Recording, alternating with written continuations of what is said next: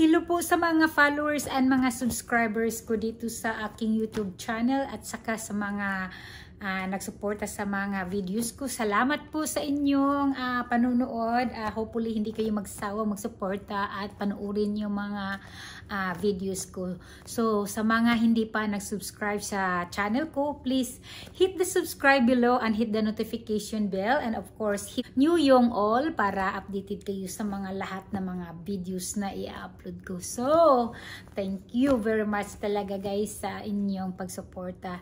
I really appreciate everything. So sana matulungan niyo pa ako sa mga sa pagsubaybay sa mga videos ko.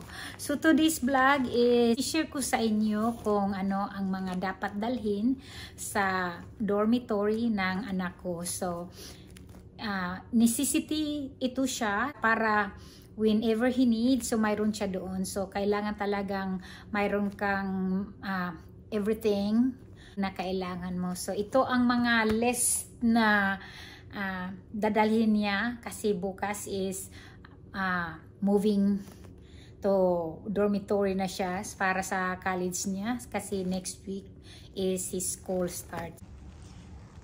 So ito guys ang mga things that my son gonna bring to his dorm. So isa-isahin ko ito sa inyo kung ano ang mga nasa loob ng mga bags na yan.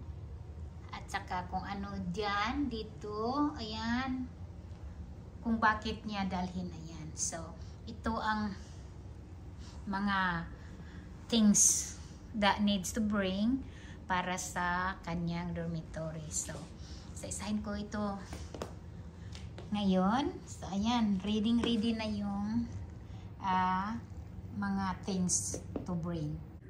Excited na ba kayo guys sa kanyang mga kailangan? So, of course guys, so first and foremost na need niya is itong comforter seat. So, ang favorite color niya is gray. So, sabi niya kasi maganda daw ang gray kasi hindi madaling magka-dirty. So, pinili niya yung gray at saka maganda din naman ang gray sa mga sa mga bed sheets. So, ito yung bed sheets niya. So, it's set of 6 piece in there. So, mayroong sheets, mayroong pillowcase. So, everything na kailangan niya sa higaan niya nandito na guys. So, of course din naman guys, para kung gusto mong maging comfortable yung pagkatulog niyo. So, binilhan namin siya ng mattress topper guys. So, para mahimbing yung tulog ng anak ko sa pag-school niya doon. Para makafocus siya sa pag-school niya. So, binilhan namin siya ng topper mattress para very foamy at saka comfortable yung pagkatulog niya. So, $73 binili niya dito sa sa store. So, of course, what's next? Of course, yung mga ito guys, yung mga towels niya na kailangan niya. So, binila namin siya ng ating siyam na towels, fish towels and regular towels. Nandito na guys, naka-pack na siya, ready to na siya, moving. Tomorrow is moving day. So, kaya off na ang mga papa at saka mama niya. So off na ako today. So para ma-prepare ko na lahat yung mga needed niya talaga. So yun. Of course yung mga napkins. Bounty napkins. Kailangan niya yan. At saka kailangan niya tong toiletries. So toilet paper. Kailangan natin niya yun. Siyempre yung damit niya. Nandito na yung damit niya dito guys. Ayan. So yung damit niya naka-pack na dito sa traveling bag at saka yung underwear. So, of course, huwag niyong kalimutan underwear at saka socks. So yun ang mga very needed talaga na kailangan niyang dalhin guys. Ano pa ba?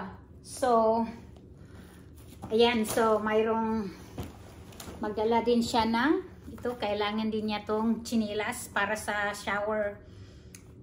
Pag shower niya, magdala siya ng chinelas at saka magdala din siya ng yung panglakad-lakad niya sa buong dormitory na slippers. And of course, yung mga kailangan niya doon. Ito yung parang lagyan ng mga pencils, mga school supplies niya dito, mga pencils, markers, and everything. You just put this one right here. So, mayroon siyang dito. Ang laman nito, ang dami-dami guys. So, ito yung mga supply niya sa pang-shower. Tsaka mga hygiene niya guys. So, bumili siya ng bag para magamit niya to lahat guys. So, ayan. Yung nasa loob nito is yung bar of soap. Everything guys is nandito na lahat. Yung mouthwash, shampoo, G-Quill, mga teeth brush, Q-tips, and everything. At saka dito din ang nagpakaganda lang dito guys is mayroon pa siya dito mga yung mga packets na malagyan mo siya. So, very convenient talaga siya guys na nakabili siya ng ganito para anywhere siya, kung punta siya ng shower, ito sa din sa gilid, may lagay na ng soap. Ayan, so very convenient yung bag niya. So nandito lahat yung mga pang hygiene niya guys.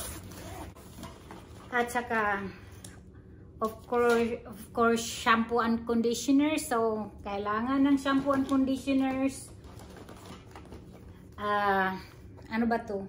Shave cream,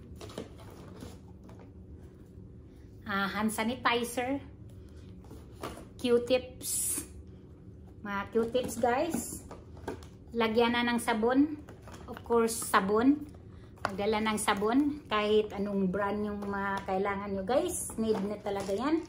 So mayroon tayong for allergy, so mayroon siyang mga medicine na mainom pag may allergies siya. Kahit anong brand, so yun. So mayroon din siyang mga pain reliever. Kailangan talagang be prepared yung nandun ka na sa school campus kasi bihira na lang kayo makalabas-labas or minsan lang. So ayun, mga NyQuil, toothpaste, at saka ano pa ba, toothbrush, at saka mga organizer, bag organizer,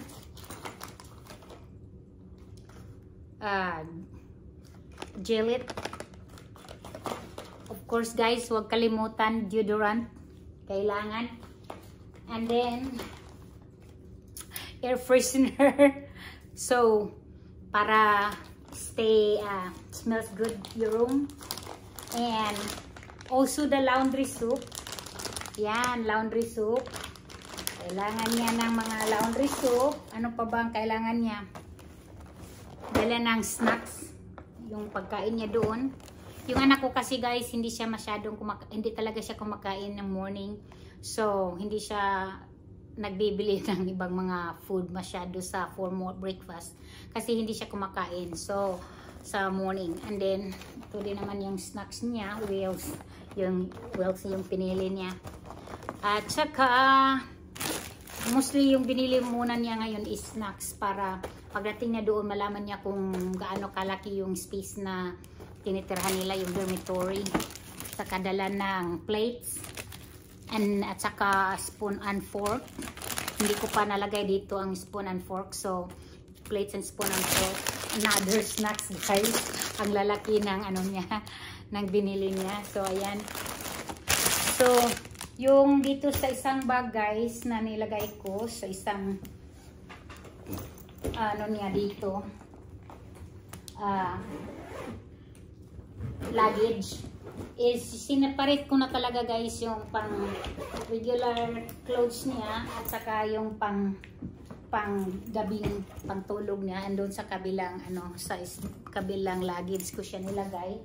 At syempre guys dala ng mga pang damit niya doon sa ano, nakahang kasi mayroon silang cabinets na pwedeng ihang yung ano nila mga damit. So dinalhan ko na siya ng ano yung mga damit niya dito, nakahanger. So kulang pa to siya guys. Maya-maya pag ano niya, lumabas siya doon sa kwarto niya, kukunin ko yung ibang mga damit niya para ma-ready na talaga lahat para bukas dire-diretso na kaming aalis. So yun ang mga very necessities talaga niya guys na kailangang dalhin. So yun, nabanggit ko na sa inyong lahat kung ano ang needed talaga. So damit at saka sa mostly talaga sa ano guys, sa dormitory wala, limited lang yung access sa ano sa plugins. So nagbili na siya ng more plugins dito na maraming ano switch. So ayan. So bukas panoorin nyo kami kasi i-vlog ko talaga yung ano niya, yung pagpunta namin sa school.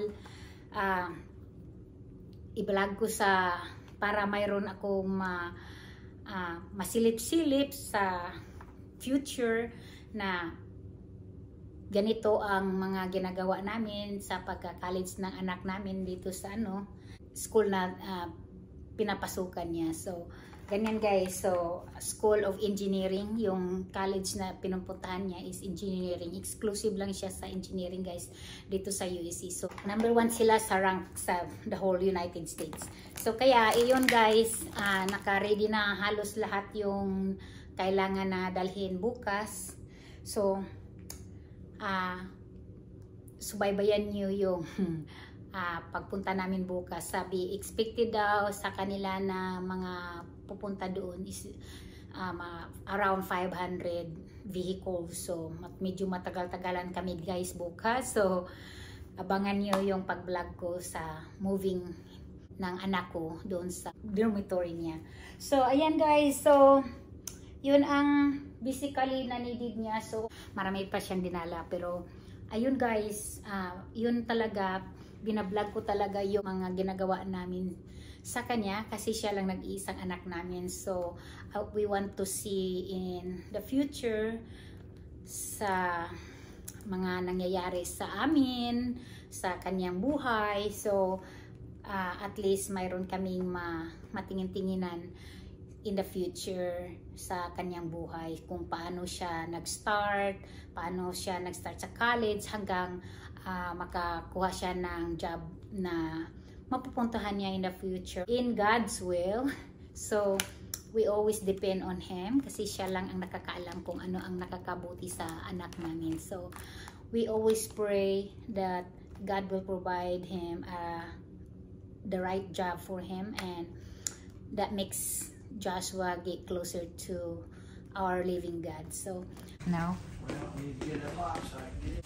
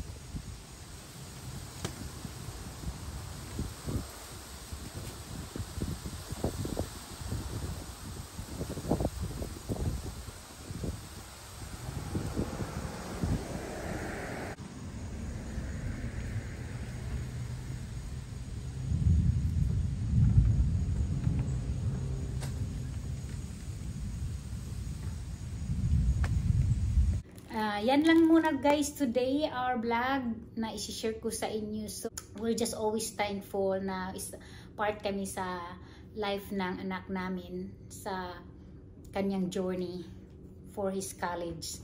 So ayun, share ko lang sa inyo kung ano ang mga going on sa aming buhay dito. So thank you talaga guys sa inyong panonood. I really appreciate. So sa mga hindi pa nag-subscribe sa channel ko, huwag nyo kalimutan, please hit the subscribe below please, and hit the notification bell, and of course hit nyo yung all para updated kayo sa mga lahat ng mga videos ko. So thank you guys, diyan lang muna mag-in ang video ko, and may our God bless us always, and you have a blessed day. Bye bye.